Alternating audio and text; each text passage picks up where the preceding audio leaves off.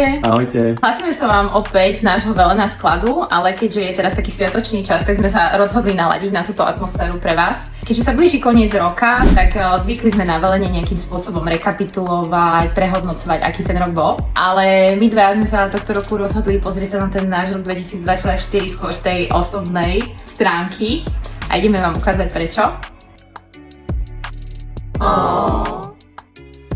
Čiže rok 2024 bol pre nás naozaj špeciálnym, pretože sa vlastne nám narodilo malé bábätko a po 2 dievčatách to bol chlapček.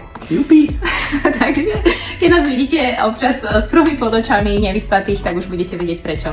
Ale dôvod, prečo som to spomenula, je ten, že chcela by som vám popriať, aby ste si každý jeden rok našli niečo, prečo ten rok bude pre vás špeciálny. Chcela by som vám popriať veľa lásky, veľa dobrých ľudí vo vašom okolí. A nech robíte, čo vás baví. Nech vás to naplňa a nech sa z toho tešíte.